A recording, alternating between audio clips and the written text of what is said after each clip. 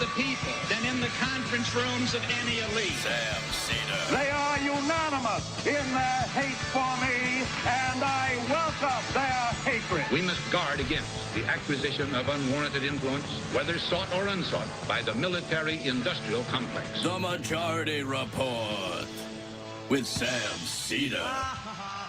Ever get the feeling you've been cheated?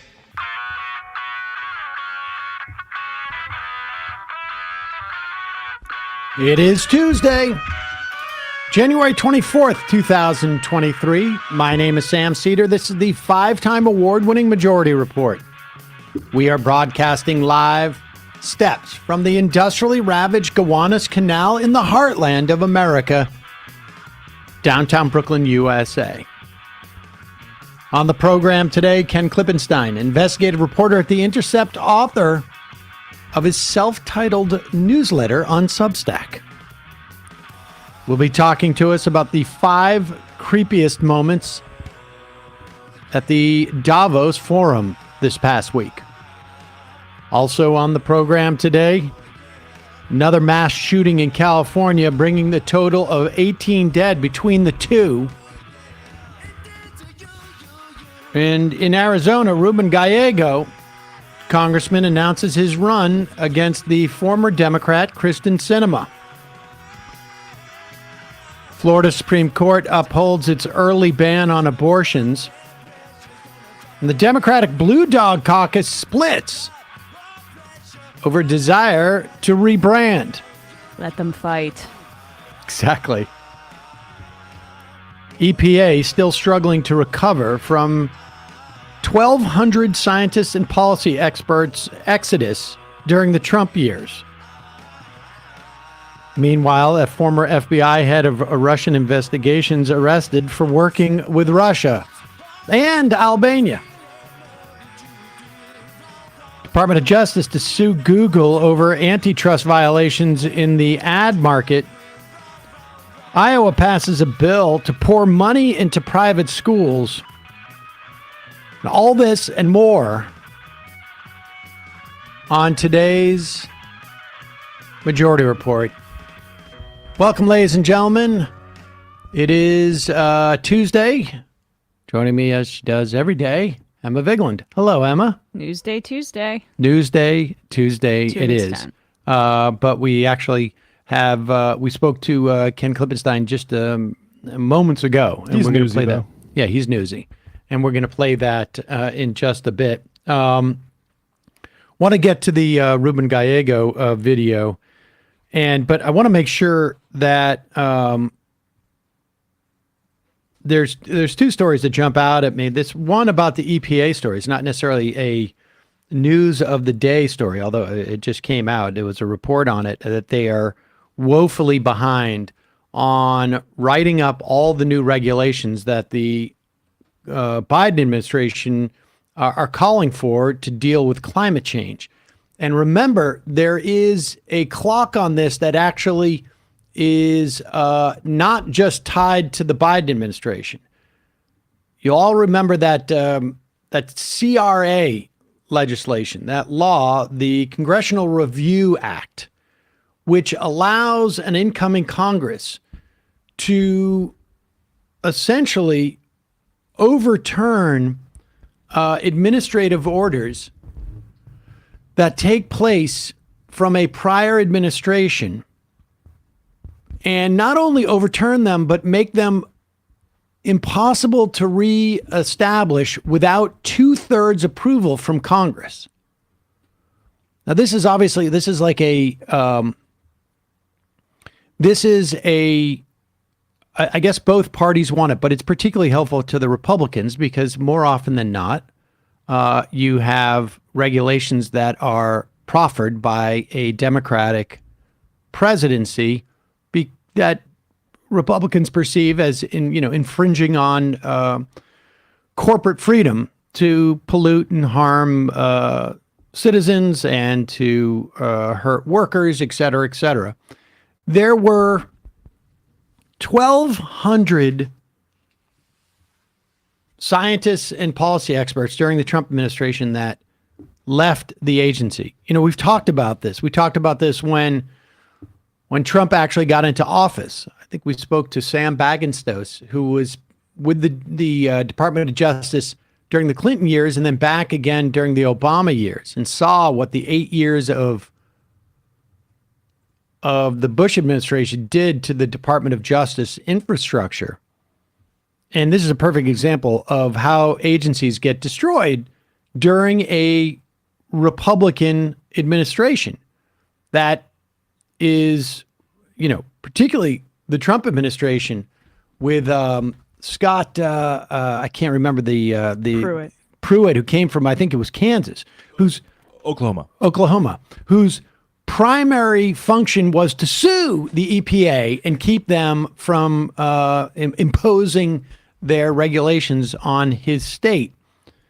And so the loss of 1,200 people means that the EPA under Biden has actually prosecuted less environmental criminals, if you will, than under the Trump administration. Because these agencies, to a large extent, function on inertia and on their own sort of like, they're their own sort of fiefdoms. And it's much easier to destroy than it is to build up.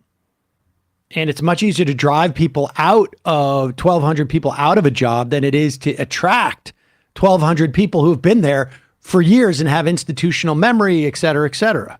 I mean, and this is something that's really important for people to understand.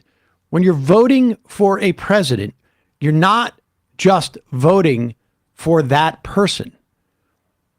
You're not even voting for the people that they will necessarily appoint around them.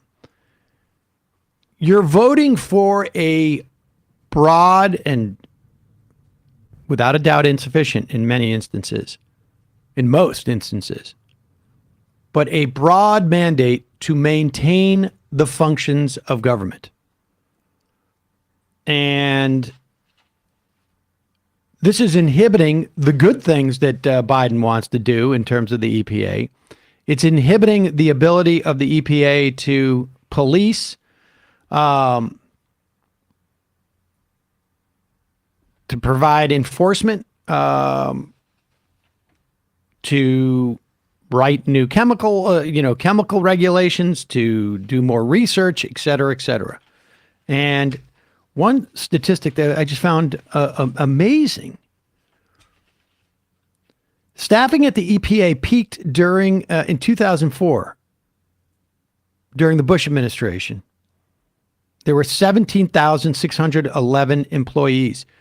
It was Whitman, right? From New Jersey, who I believe was the EPA chief in that first administration. And it just so happened that the EPA was just not a place that the Bush administration was looking to attack. They had a lot of other things going on at that time. They had to wage multiple wars and completely sell the American public on that. So their focus was not on that. 17,611 employees. There are 3,500 less employees now. Wait, what's that figure? 17,611 in 2004 and 15,400 when Trump entered, and now there's 14,172. And so just, think about the implications of losing that institutional knowledge. If you're running a business, 20% turnover is huge. But actually, it's attrition. I mean, there's not even been turnover. With those seats have not been filled again. And more than likely, you lost people who were just starting their careers there and decided, this is not going to be my career. Or people who were on the tail end of their careers who had all the institutional knowledge to train people, to figure out the easiest ways of implementing things. So this is what, this is what happens during a Republican administration. I mean, they were particularly hostile to the EPA. And we saw it happen to the IRS too, right? Like we're living in the wake of that, and this is what's happening to the EPA in real time. Over 10 years, real problems at the IRS. That has been also, I think, legislatively mandated in that they cut funding dramatically. But also things like Bureau of Land Management, they were dispersed, I think, out into the outside of Washington, and they forced a lot of people to move. So I imagine you had big numbers there. We should try and find maybe somebody who can speak to that. Maybe the Revolving Door Project. They may have a better sense of that. But it's very rare that you see that level of being kept track of just like what's happening to these agencies. The idea that we would have 20 years later, 20% less EPA staffing is absurd. Given climate change. Exactly. Like the reason that was lower on the list of priorities for the Bush administration among the in addition to what you describe, is that people didn't have the broader awareness that they do now about climate change and what we need to do. And enforcement is probably true. Necessary. That's probably true. And of course, largely speaking, I think it just flew under the radar. There wasn't, you didn't have the 10 years of the Obama administration, which was, inhibiting the growth of the oil and gas industry, like you say, was not becoming sort of like a government policy or understanding until that time. But all right, let's get to this Gallego announcement against Sinema. Remember, it's largely understood that Kristen Sinema switched her party registration from Democrat to Independent because she knew that she would lose in a Democratic primary. And now she is guaranteed a spot in the general election. And now the implicit threat from her is you can run a Democrat, but you may, or at least what she's, going to argue, if not directly, at least implicitly, is you're going to split the vote and you're going to elect a Republican. So it's up to you, Democratic Party. Do you run a Democrat and split the vote and elect a Republican or not? Now, she also, the flip side of that is she doesn't have much of a constituency except for at Davos. Oh yeah, we'll talk to Ken about mayor that. of Phoenix. The mayor of Phoenix did some poll where and put it out there. I forget exactly what it was, and completely unscientific. But he had like a 40-point lead on her, and that's not this candidate that's actually running. But it is interesting. I saw the Huffington Post wrote this up, that the two major Democratic consultant groups that had been working with her previously have abandoned her in the last year. So that's at least some signal that institutional support is holding off, at least for now, to on supporting her from the though they usually support their incumbents, but there might be an exception for her. Right. And technically speaking, she's not an incumbent. Now, we saw this with Joe Lieberman back in the day when he lost his primary and ended up running for, Connecticut for Lieberman, that there was still a lot of establishment Democratic support for him. So, we're 2 years out. Gallego's getting into it early. I think only Manchin and Hickenlooper at this point have said that they would support Sinema, largely irrelevant. And I think my guess is if Gallego shows enough strength, then you're going to see the Democratic establishment be supportive of him over Sinema, or at least maybe not weigh in favor of Sinema. Maybe there's some outside expenditure group right now, if they're smart, who are going to start to basically try and woo support from Republicans to Sinema so that ticket splitting happens at the very least equally on that side as well, which is conceivable, right? I mean, she's certainly been positioning herself in that way. But here's Gallego's opening video. And this is, I will confess to not being super familiar with Gallego. I mean, I think largely he's been, at least in terms of when we've heard from him, has been progressive, at least in the things that he's been talking about for the most part.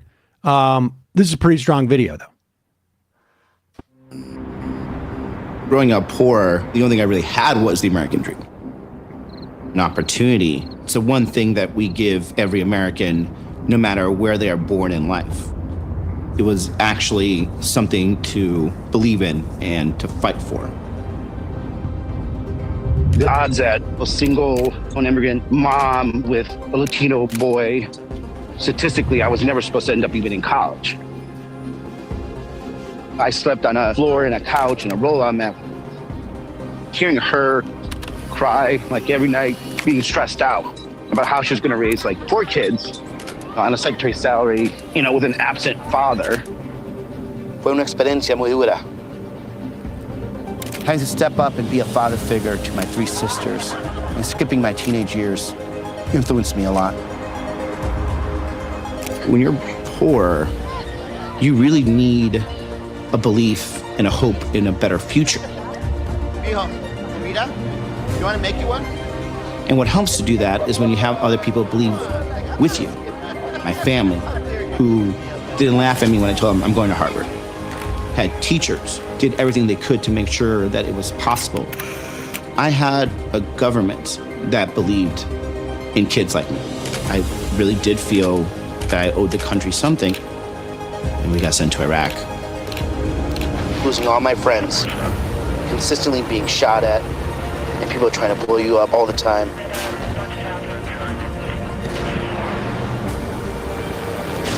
You never really fully come back from a war. You're not the same person. Fighting through PTSD. There were some very low moments in my life, but I still didn't give up hope and pushed forward. I found a new way to keep serving. Hey, you're the first group of people that are hearing this, besides my family. I will be challenging Kyrsten Sinema for the United States Senate, and I need all of your support. Most families feel that they are 1 or 2 paychecks away from going under. That is not the way that we should be living in this country. The rich and the powerful, they don't need more advocates. It's the people that are still trying to decide between groceries and utilities that needs a fighter for them. There is no lobbyist for working families. We could argue different ways about how to do it, but at the core, if you're more likely to be meeting with the powerful than the powerless, you're doing this job incorrectly.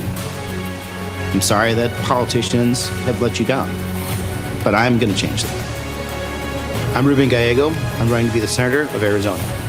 Because you deserve somebody fighting for you and fighting with you every day to make sure you have the same chance al sueño americano.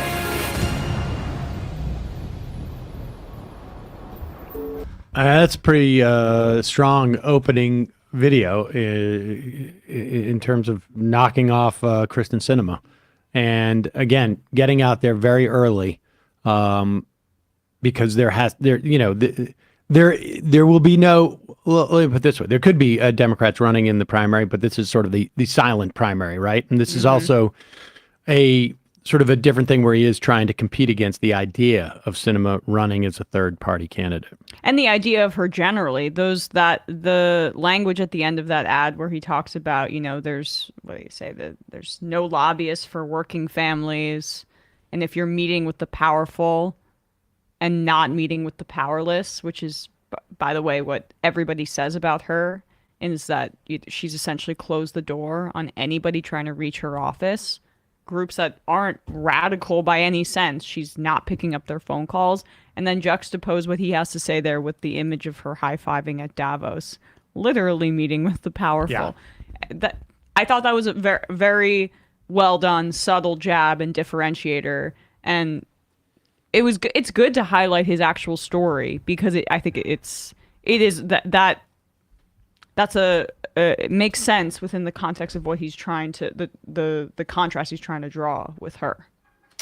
All right, I'm going to take a moment to read some sponsor stuff, and then we'll be talking to Ken Klippenstein. He is the investigative reporter at the Intercept on the 5 most creepy moments from Davos.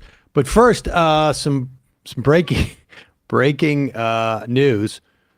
They have found more classified documents, this time at the home of Mike Pence. Interesting. So there you have it. I thought VPs couldn't do that. They also have the ability to make things unclassified. I mean, look, the bottom line is there's too many documents that are classified, period. There's always been the case. The real issue remains. And I guess presumably, I don't know. I don't know how this was. They found them, though.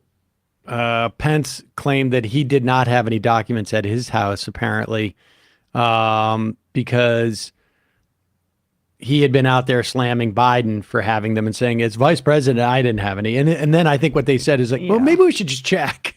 And they did. Before I say that, let me just just after I say that, we should check. And they did. But look, the bottom line is the problem with what Trump did. Yeah. And we said this contemporaneously, was not that he may have mistakenly taken classified documents or even purposefully taken classified documents. It's that he refused to give them back when the archives said, you've taken so many, we know you have them. And then he gave some back, and they hid the other group of documents they didn't want to give back. I mean, we at the Majority Report don't really care about the content that much of the classified documents. I mean, it depends on what it is, but they broadly classify a lot of things. Yes. I mean, so it's the fact that it was yet another instance of him trying to evade the law and lie. Yes, I mean, it's obstruction is the big issue. I mean, that at this point, anyways. We don't know what he was doing with that stuff, that he clearly was acting in a way that he wanted to retain it for some reason. Just satisfy my curiosity. I was going to put it up in the special classified suite at Mar-a-Lago. It's a theme thing. Yeah. We're going to get a lot more money. All right. A couple of words from our producers. Who doesn't love a good cha-ching? That's the sound of yet another sale on Shopify. And this is your year to forget about those run-of-the-mill resolutions. Start your own New Year's revolution. Shopify is the commerce platform revolutionizing millions of businesses worldwide. We use it at the Majority Report for our merch store. And now I'm actually thinking we should be upping things. We should be just selling everything out of there. Yeah. We should also get the Emma Majority Report shirts back. Yeah. A Majority Report. But Shopify is the only way that we could have gotten a merch store up and running because it is super easy. It allows you, if we want to coordinate selling online, and let's say we start doing a lot of live shows and we're selling our merch, well, you can integrate that, which is huge for other businesses because nobody sells just in their store now and nobody sells just online. You got to do both. Shopify covers every sales channel. Doesn't matter if it's an in-person system to an all-in-one e-commerce platform. It also lets you go across social media marketplaces like TikTok, Facebook, and Instagram. I just found this out. I didn't realize it, but you can buy stuff within Instagram. Yeah. I did not know that. Did Mila buy something? I have to be walked through everything now. Yeah. It's really ridiculous. Mila's doing that constantly, but I didn't really pick up on it. And the great thing about Shopify, 24/7 help. They have an extensive business course library. Shopify, here to support your success every step of the way. Check it out. You can sign up for a $1 per month trial period at shopify.com/majority, all lowercase. Shopify.com/majority, a $1 per month trial period. Go to shopify.com/majority to take your business to the next level today. SHOPIFY, shopify.com/majority. Also, you're running that business from your home. Maybe you're sending out DVDs because you're trying to convince people to do your podcast, or you're doing your fulfillment, or maybe you're like my daughter and you're running a small consignment store out of your apartment. Basically, the other day, I went through this with her again. Like, she's like, I make a lot of money. And I'm like, you don't make a lot of money. You just keep selling the clothes that I buy you. Yeah, right. I mean, she does make money though. That's the yes, reality but that's of like it. saying like I'm making money. Like on my birthday, I'm making money by getting presents. I mean, she has an entrepreneurial spirit. But the point is, Stamps.com allows you to print your own postage right from your home or your office within minutes of signing up. They even send you a free scale, so you have everything you need to get started. And that saves a lot of money. You don't have to worry about finding the fastest or the cheapest shipping solutions, because they exist right in wherever your computer is with Stamps.com. Stamps.com has partnerships with the U.S. Postal Service and UPS for unbeatable rates that are up to 86% off. And if you sell products online, Stamps.com seamlessly connects with every major marketplace and shopping cart. Plus, if you need a package pickup, you can easily schedule it through your Stamps.com dashboard. Start the new year by saving serious money on mailing and shipping. Get started with Stamps.com today. Sign up with the promo code Majority Report for a special offer that includes a 4-week trial, plus free postage and a free digital scale. There are no long-term commitments or contracts. Just go to Stamps.com, click on the microphone at the top of the page, enter the code Majority Report. And lastly, I've had a weird trajectory with Nutrafol.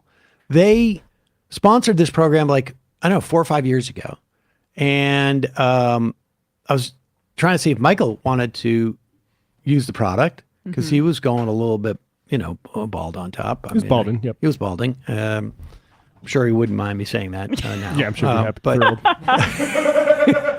And then we started to, to advertise for it again. And you had told me that story, that you had a friend who had a really good experience with Nutrafol. Yeah, she had some health issues and she was losing her hair, and Nutrafol she used, and it completely helped it. And Nutrafol is apparently the number one dermatologist recommended hair growth supplement. It is clinically shown to improve your hair growth, thickness, and visible scalp coverage for men and women. And then I knew somebody who knew apparently the guy who invented this. And he apparently met his wife because she had some hair issues. Went to see him back before the thing had started, and it really helped her out.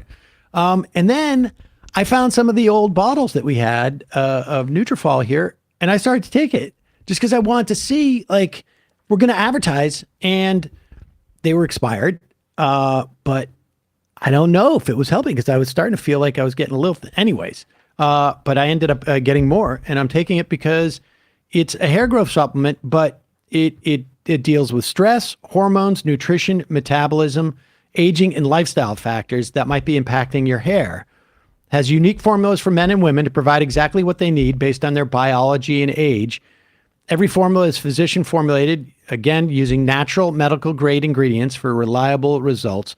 In clinical studies, 72% of men saw more scalp coverage. 86% of women saw improved hair growth after 6 months. Nutrafol is trusted and recommended by more than 3,000 top doctors. And you don't get the side effects you get from the different chemicals that they sell for the other hair products. You can grow thicker, healthier hair and support our show by going to Nutrafol.com and entering the promo code TMR to save $15 off your first month subscription. This is their best offer anywhere. It's only available to U.S. customers for a limited time. Plus, free shipping on every order. Get $15 off at Nutrafol.com, spelled Nutrafol.com, promo code TMR. You can obviously find this in the podcast and YouTube description, or at majority.fm. We're going to take a quick break. When we come back, Ken Klippenstein, investigative reporter at The Intercept, author of his self-titled newsletter on Substack about the creepiest moments from this year's Davos.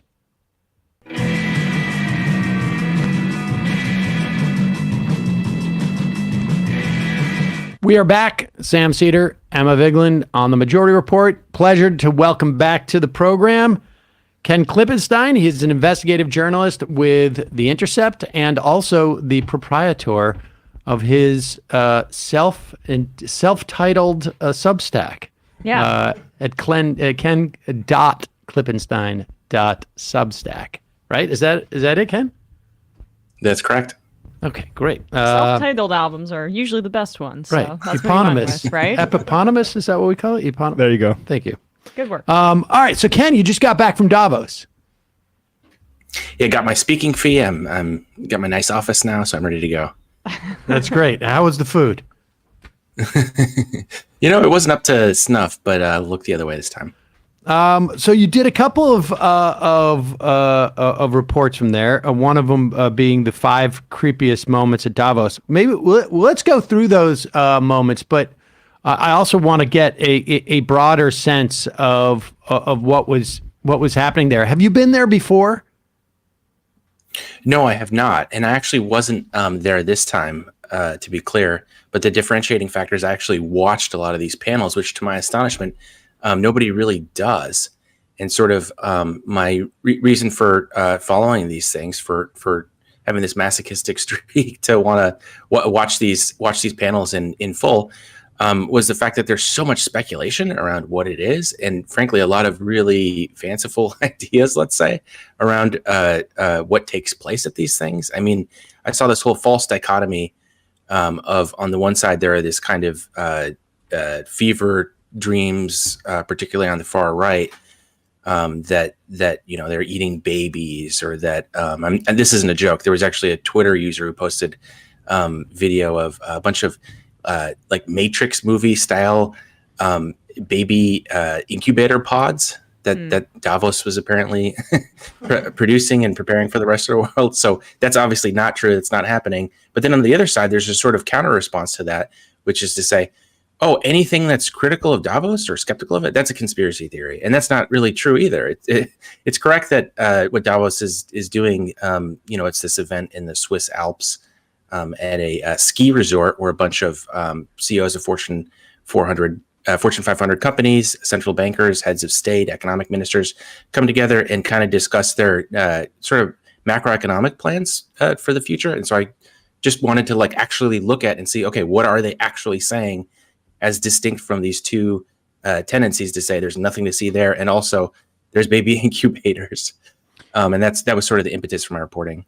How do you know that there wasn't that many people streaming it? Just because they do their numbers live? Because I wonder if the idea of that place is less about other people seeing it and more about the sort of the networking that goes on there, and the panels being an excuse for everyone to come and network on some level.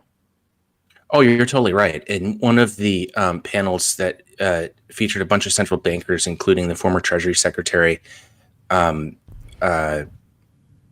Larry Summers, the moderator commented on how she was like, it's interesting to see central bankers kind of speaking behind the scenes in the office and seeing how the sausage is made. And you're absolutely right. There's, not just networking. It seems like there's substantive discussion around policy that takes place outside of the publicly recorded meetings. But even those public recorded meetings, the extent of the reporting you'll find on it is sort of the business press writing, oh, they were talking about exciting new innovative ideas, and there's not really any reporting of here's how this affects an ordinary person and what this says about what the sort of macroeconomic vision for the next 5 years is. And so that was kind of what I endeavor to try to do in watching these things. It also feels like sort of, ALEC, the American Legislative Exchange Council. This is where they have a conference. They invite all these lawmakers to state lawmakers from around the country to get together. They come up with model legislation, then it goes back. It's almost as if it's and this is sort of it's not conspiracy, but there is a quality of this where they're getting together these really powerful people, both within and without government, getting together, setting an agenda, and then they go back to their respective countries and try and impose that agenda. Totally. You know, in one of the panels on central banking, they were discussing what the interest rate hikes are going to be going forward, and you know whether they're really going to try for a lower inflation rate, which is kind of a Faustian bargain, because the more you hike up interest rates, you know, that does bring down inflation, but it also brings up unemployment. It was interesting to see them all kind of defer to Summers, the former U.S. Treasury Secretary, and how much these guys coordinate these things. And it was said explicitly at one point in the panel that I think the expression they used is when the United States sneezes, the world gets a cold. The idea sort of being like we are the bellwether for what's all the other central banks in Europe and the rest of the world are going to do. So yeah, the coordination, they're pretty open about that. I mean, it's not a conspiracy theory if they're just openly saying, yeah, we're going to get together and plan these things and coordinate them. The conspiracy theory element is, the babies and incubators, which is obviously like the anti-Semitic tropes about them controlling the world. That's what that originates from. But the reality is that, I mean, some of the people you have in your piece, it's Larry Summers, but also we covered this on our show, Kirsten Sinema, Joe Manchin, who openly served those same people, and even, you know, people like Henry Kissinger were there, all hobnobbing behind the scenes, like probably coordinating, as you say, but there's going to be some level of stuff that you can glean from the panels, even if a lot of it's still behind the scenes. Totally. And they sort of let their hair down too, because I really believe this. People are just so bored by the kind of exterior of it, like all of this glad handing and then, you know, $5 words and everything, that people sort of check out. And I think that if anything is the biggest element of secrecy to this, is just the assurance that the only people that are going to cover it are going to be the Wall Street Journal, Bloomberg, the Financial Times, and they're going to cover it in a certain way that they don't really have to worry about things. All right, well, let's go through some of these. And we should say Kissinger wasn't there either, right? Wasn't he zoomed in? I mean, zoomed in, yes. Yeah, zoomed in. Sorry. Yeah, I think if there aren't countries where Kissinger isn't allowed to go without getting arrested, I think that's a mistake. But I would also impose, if that is the case, I would also impose that on Larry Summers. I really don't think that he should be allowed to go out anywhere in public and talk about these things, because his agenda is, I mean, it's a Faustian bargain from our perspective, maybe, but I think it's really just a bargain for someone like Larry Summers, with the idea of like, well, we get to take down inflation and we get to weaken, workers. Their wage strength. So that's really just a bargain. It's not even. It's a win-win for them. I don't think.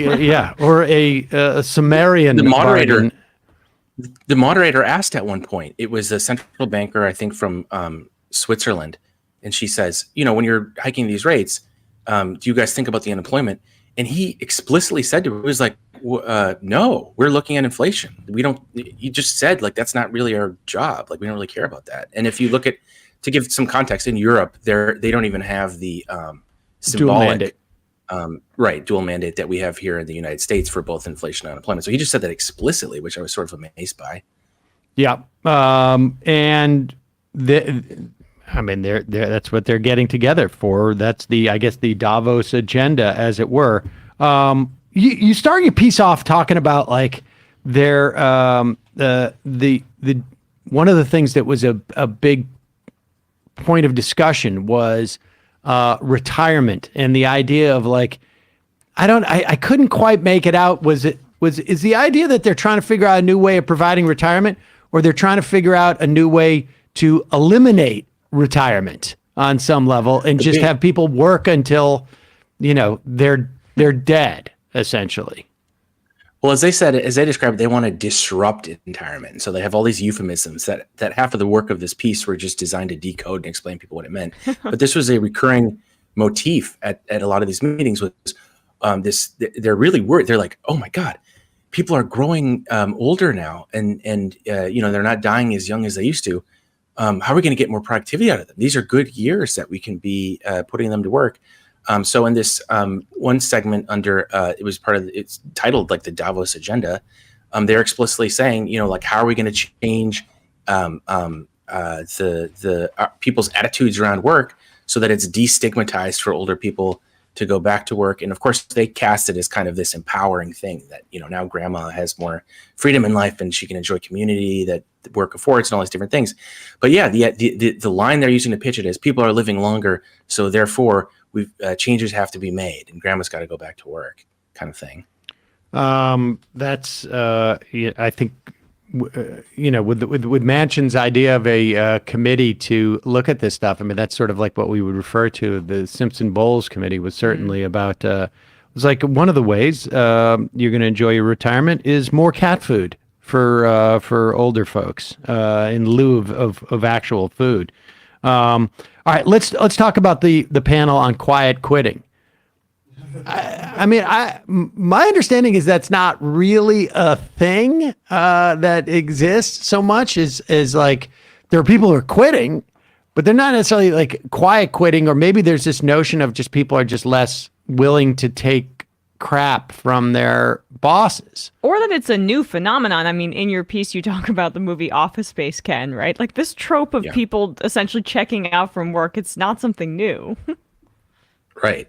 Yeah. This, again, to give you guys some context, another recurring theme is this anxiety these elites seem to have around the post-pandemic environment, which I think there is a lot of evidence to suggest that the pandemic and just the death and suffering that entailed caused people to ask questions about, what am I willing, what do I want from life?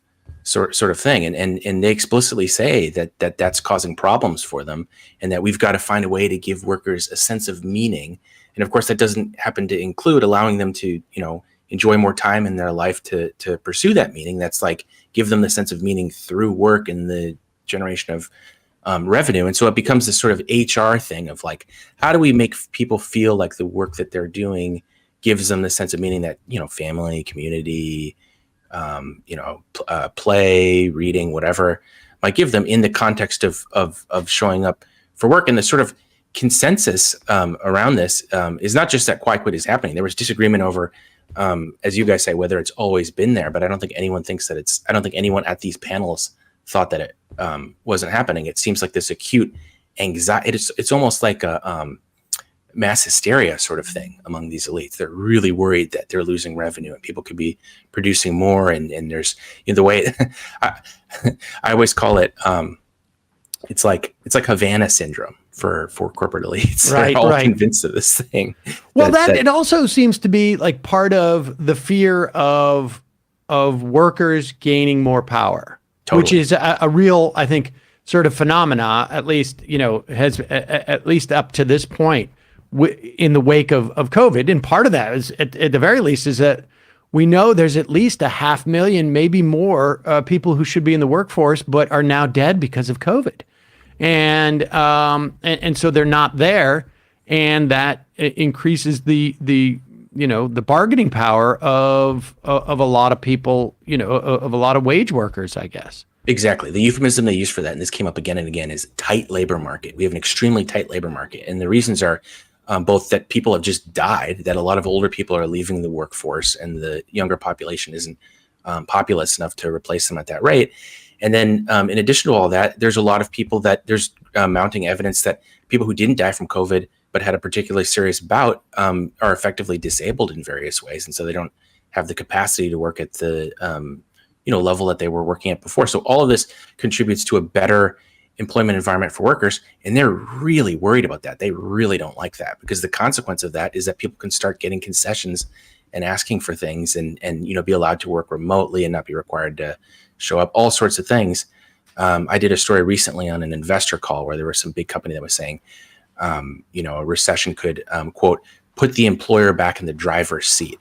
The idea being, these uppity workers have conditions such that they can really pick employers and things. And so now employers have to try to figure out how to respond to that. So yeah, that is an intense and acutely felt anxiety on their part that I think is leading to if you look at mass hysteria, it doesn't come out of nowhere. It's often a reflection of the culture's anxiety about various things. And in this case, I think it is this relatively, compared to recent times, tight labor market that exists. Well, there was one solution to this that you cite in that panel of quiet quitting, which I've already adopted here on the show, which is instead of sending emails or texts to the workers here, I send them a personal video message so that I can get their emotion and nuance instead of them reading an email. So I mean, we can take a survey to see how it's working out here. That was really looking at my facial expressions. That was really the consensus is, well, we gotta give them better culture. What doesn't really come up is, wages and time off and just the material stuff that people might want. It's how do we shore up the culture to make people feel better and head off this newfound confidence on the part of workers over the last couple of years. It's kind of like the new version of when tech companies were putting beanbag chairs and every in their office spaces and being like, "This is a new fun work environment." I know someone who was working at a place where they built their own furniture. That's part of the. All right. So we spoke about Sinema and Manchin high-fiving each other over, the lack of filibuster reform, and they were sitting on a panel with Chris Coons as well. And I mean, how much was your sense of their being there a sort of like just strictly a fundraising issue for them? Because really, more than any other senators in the Senate, they were inhibiting the most worker empowering agendas that could have been there. Like, the Build Back Better in particular would have really, I think, strengthened workers in many ways. Things like parental leave, paid sick leave, child tax credit extension. I mean, all of these things that commodify different parts of our lives strengthen workers because they're not threatened with their kids having no health insurance, or they have more money in the bank, or they have mandated paid sick leave and parental leave. How much of like what they're there for is your sense is like they're just fundraising because they've lost on some level these are their constituents? Yeah, I think that's exactly what's happening. If you look at both Manchin's numbers in West Virginia, they are cratering. They're disastrously bad. And Sinema's numbers are very bad among her own party as well. Ruben Gallego, progressive Democratic representative, just announced his campaign for Senate, in which he'll be running against Sinema. So, having lost a lot of people power for their positions that were amenable to corporate interests in the context of the entire last congressional session, their only move at this point is just to grab as much money as they possibly can from these corporate donors that are going to see an image like them high-fiving, and I suppose people like us getting angry about it and say, wow, this person's really must be on our side. We better, give them a bunch of money. And if you look at the amount of money that I can't remember what the group is, I think it's called Third Way, has raised for Sinema, it's really extraordinary. So it's I wouldn't necessarily look at the sort of dire polling picture and necessarily assume that they're not going to be able to at least mitigate that with just this flood of corporate cash that they have going to their coffers because of their conduct over the last 2 years. At the very least, that's their strategy. I mean, we can't anticipate how well it's going to work. And I think you're right. I think it's, you put in $50-100 million worth of ads, that she's going to be able to start running now for the next 2 years. That's definitely going to help her. And at the very least, it's going to put a scare into the Democrats that they're going to split the vote. But I don't know. Gallego came out, that opening video he did to announce his campaign is pretty impressive. So we'll see about that. Let's talk about this idea about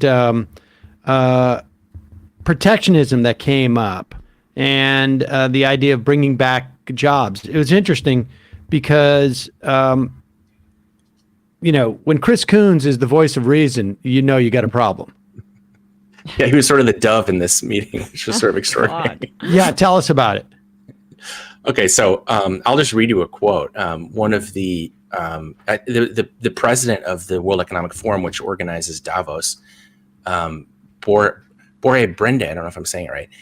He said, quote, "If we get too much into this notion of friendshoring or more protectionist measures, we can shave off a lot of growth globally." And just his tone at that point was kind of like, oh God, like that, we can't let that happen. And so he says, how far will the US go in friendshoring? I'll explain that in a second, making sure that things go to Mexico and countries that you're allied with. And so he's trying to take the temperature of Coons as a Democratic U.S. senator, get a sense from him what the chamber is going to do over the next 2 years in this regard. So protection. And we should also say Coons is probably the closest to Biden in the Senate of any other senator. I mean, he was like on the trail surrogate for him. They are very close. Yeah. So protectionism is kind of the opposite of free trade. It's the idea that you're going to protect domestic industry with tariffs on foreign imports and things. Basically, the idea being so that you can have industry in your own country, so you're not having to import, slave labor products from China or whatever, in its best case. And then the sort of counter argument to that is, we need to have open markets and trade with other countries and everything.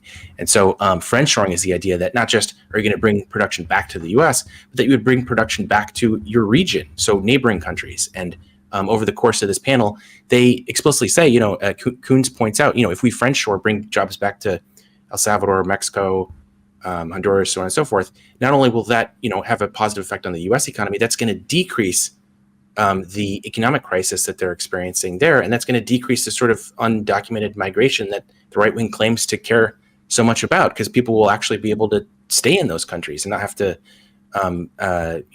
flee potentially violence or horrible economic situations. And it was just amazing to me to see the amount of awareness that Coons had about these things. He said, quote, "The reach and scope of globalization that have caused a backlash in many of our countries, a populist backlash, certainly in the United States, needs to be addressed." So to me, that sounds like he's saying political extremism is connected to the economic environment that our free trade apparatus has created. So I think, oh wow, that's a big admission. So is he going to be for protectionism? And then he goes on to say, nearshoring would improve the job opportunities in Central America, but ultimately he says, I don't think the changes will be as robust as people are projecting. And he says, we will continue to have an open economy, to be committed to free trade, and see the robust value that globalization has brought to the world, as well as to many of our people. So it's kind of like, here's all the great things of protectionism, but yeah, we're not doing it. Well, I mean, there's an interesting tension here because, one, the COVID made it clear that that from a logistics standpoint, we need shorter supply lines for some key things, right? We can't rely on all these things coming from China. And everything about, sort of like bringing jobs back to Central America will ease the situation for people there. And presumably there's other issues too, but presumably make it easier, make the lives of people easier there, and will diminish the pressure of immigrants coming north.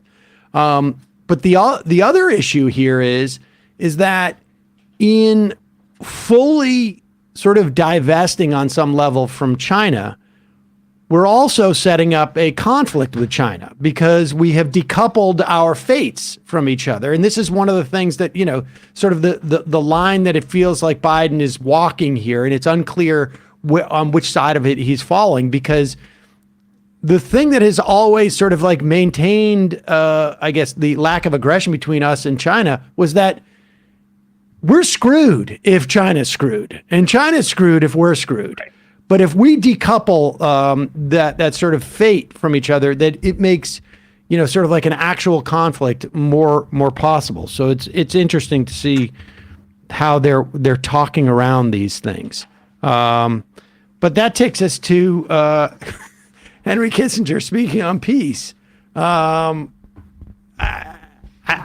mean, what do you say? Sam's doing a talk later on why floral scents are really good. And yeah. in all. I mean, this is Was this like this entertainment? Like they couldn't get they couldn't get the comedian they wanted for that night, and so they just brought this sketch in, or what? Well, and you said before that there's an element of networking here, and the amount of just bootlicking. I mean, I expect that watching something like this, but this stuff surprised even me. So to give you the quote, it's not just the thing is called the title of the event had the words "War and Peace" in it, but if you look at the comments, it was just so ingratiating. So he says, quote, the moderator, who's a Harvard professor of government, says to Kissinger, you've drilled down deeper on the challenges of war and peace than any other person I can identify. Which I had to pause because it's like that's one way to put it. And then he goes on to say, he's half right? Well, the war part. Well, he's right about the peace thing. It's just that he's drilled down and then undermined it. I mean, so he really he really knows what could bring about peace. He just decided like we're not going to go in that direction. Right. He goes on to say, Kissinger has continued thinking in the time since the Vietnam War, has continued thinking and writing about the challenges of building a peaceful world order, which is just a turn of phrase I dearly loved. Yeah. And what did Kissinger have to say? I mean, the guy's old. 100 years, 99, 100 years old? It was just a lot of pablum. I thought Noam Chomsky put it well when he said he seems like a sort of mid-level manager that was able to conceal his vacuity with pretentious verbiage. That was exactly what this entire talk was. And some backing off of previous remarks that he had made on the need to negotiate with Russia on Ukraine and apologize and saying, no, I support this war, blah, blah, blah. So that was sort of the extent of the insight from Mr. Kissinger. Man, I just the idea that guy lives to 99 is really. I mean, how are him and Dick Cheney still kicking? Dick Cheney. They're gonna outlive all of us. I know. Yeah, they're gonna be like head in a jar, and we'll all be gone. Oh, if you ever wanted proof that there is no God, there it is. And then the last one, it seems like all has been forgiven in terms of Saudi Arabia. I mean, I guess that's the nothing like a tightening of the world's oil supply to put Saudi Arabia back in everyone's good graces. Yeah, it was interesting. Even some in the mainstream were sort of laughing at how ridiculous this was. It was political reporter Alex Ward called it, quote, this is basically an infomercial for Saudi Arabia, which is not an exaggeration at all. So the title's the event was called Saudi Arabia's Transformation in a Changing Global Context. And the entire thing is just a tongue washing of this plan that the Crown Prince Mohammed bin Salman, who the CIA says ordered the killing of Washington Post journalist Jamal Khashoggi, he has this political plan called Vision 2030, which remains largely a vision. It hasn't really been realized despite the last several years of his, endlessly talking about this. But in that vision, the idea is essentially we're going to develop this country so that it's not just a gas station. And, I don't think there's much evidence for that. Any of that has happened, but the entire panel is, I think it's a top IMF official talking about how wonderful this plan is. The head of a think tank called the Atlantic Council, which here in Washington is very powerful think tank in terms of formulating the kind of private consensus on foreign policy. The head of that think tank, Fred Kemp, he just at the beginning of the entire thing, he calls Saudi Arabia's Minister of Finance, who's also president, a quote rock star, and he says, "I hope that's an accepted thing to call someone in Saudi Arabia, but you really are so highly respected. You really are very respected by all of your peers." I mean, it was just, and then it cuts to the Minister of Finance just beaming. It was disgusting. The entire thing is like this. And at the same time, sort of humorous thing happening, this head of the Atlantic Council, Fred Kemp, he had written an op-ed for CNBC defending, this is true, the UN's climate summit chief they put in charge of the next COP 23 climate summit, the CEO of the UAE's state oil company. So this is one of the biggest oil producers on the earth. Their state oil company is now in charge of the UN's climate summit. And the head of the Atlantic Council was in this op-ed saying how that's fine and there's no problem and these activists need to shut up because it's really not that big of a deal. At the exact same time that this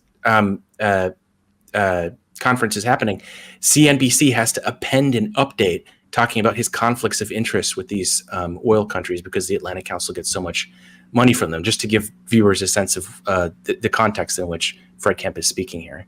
Wow. And we should say, too, that I think that, it just shows you, Thomas Friedman still, in many ways, rules our world. Because I still remember when he was just praising MBS for all of the progressive things he was doing with Saudi Arabia. Women have driver's licenses now, and that was, I guess that was, I don't know, 7-8 years ago now, but it all comes back around. It seems like they have won out.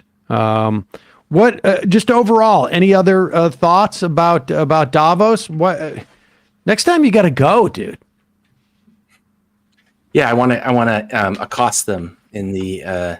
So you won't get anywhere near them. You won't get anywhere near them. But I mean, but any other sort of like overall sort of a sense of what was going on there? I would say the biggest picture to take back is their discussion around inflation. They are firm on 2%, even though we've seen inflation decrease every month for the last 6 months. A very positive picture. And I don't think any reason to be certainly afraid of it increasing. And there's every reason to believe that it will continue to decrease.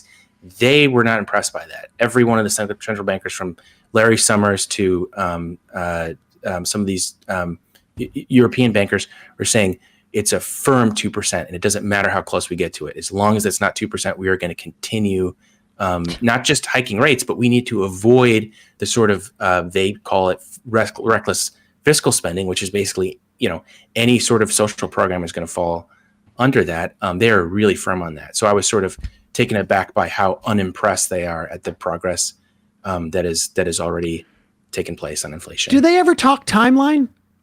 Or is it just like there is no, like, it's not sufficient that it would take a year, let's say? No, Summers himself has described 5 years of increased unemployment to fight this thing. So they think in terms far beyond the sort of quarterly thing that a lot of businesses do. And they made it clear in these talks, they said, as long as it takes, because that exact question was raised. How long are you thinking? As long as it takes. And so I really, and they were explicit, central banks are not political sort of elected institutions. They're supposed to be insulated from what they would call,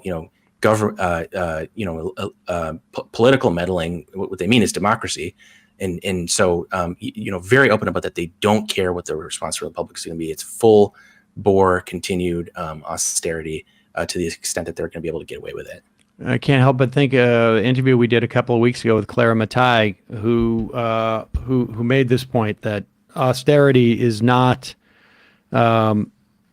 is an important component of capitalism. It is built into the system. And Ken Klippenstein, thank you so much for your time today. Folks can check out your Substack and your reporting at the Intercept. Really appreciate it. Great to be with you guys. Thanks, Ken. Thanks, guys.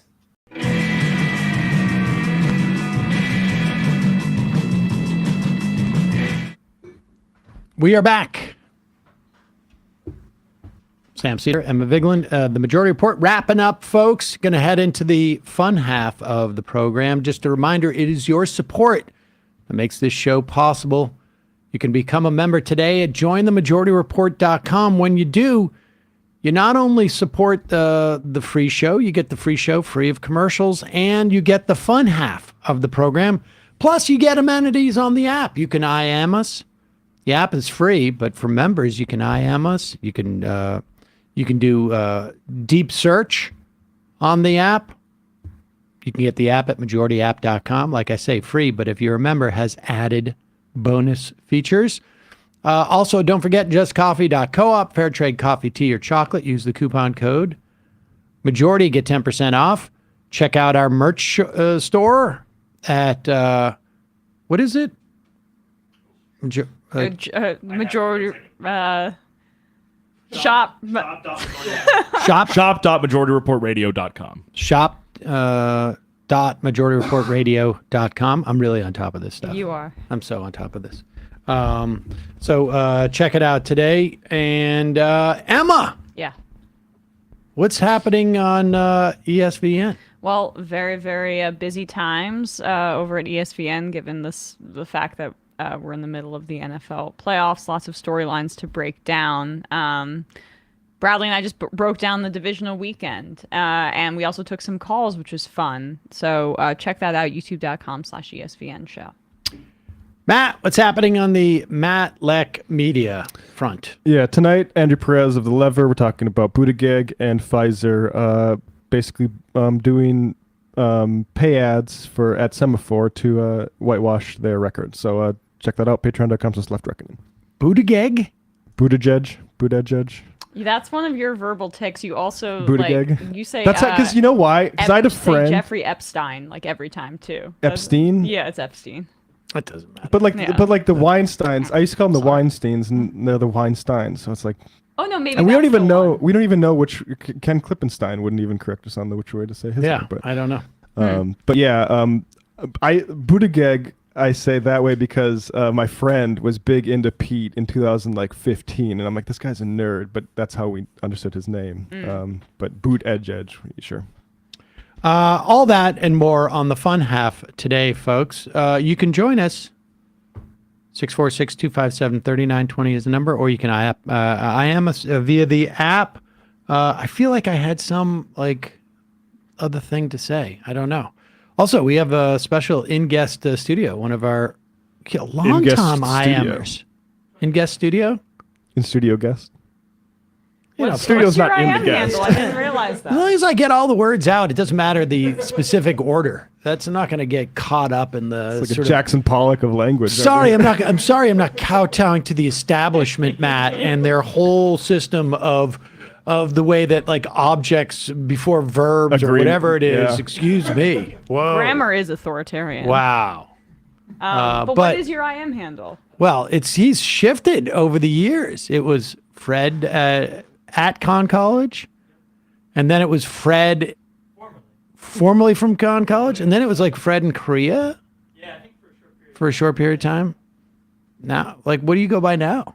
I think I went back to Fred formerly at Con College. Fed formerly at Con College. There he is. But now Fred currently in studio. Studio Fred, yeah. Folks, also one thing that we're going to be talking about, look, there's more important stuff than this, but there's probably no more enjoyable stuff than this. That is the Crowder Daily Wire thing. And one of my biggest fears about it, honestly, would be that this thing would end without some really personal dirt on some of the players not coming out. And I am encouraged because it appears like at least it's floating around out there and there's threats. Oh my, literal blackmail threats by Candace Owens. It's fun for the whole family. It's going to be great for everybody. Beautiful. It's really because one of the things about these people in this world, I get the sense they don't come to these jobs in a straight line. And I am sure there's going to be stuff that I think they all have skeletons in their closets. And so it's going to be pretty great. And but we will talk about that in the fun half. Again, 646-257-3920. See you there. You are in for it. All right, folks, 646-257-3920. See you in the fun half. Oh, no. Are you ready?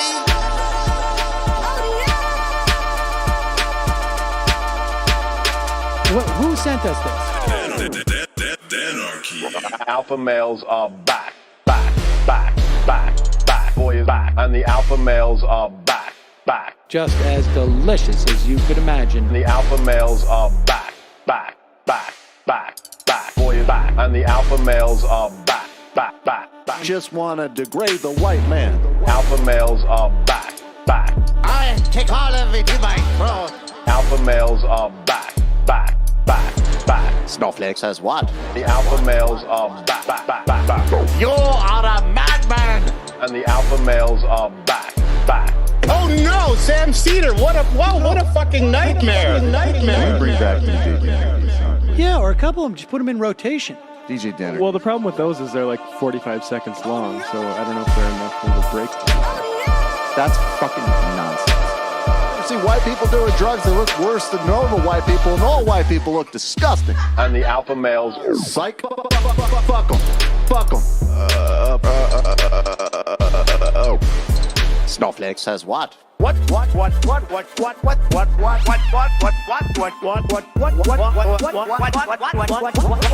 Snowflake says what?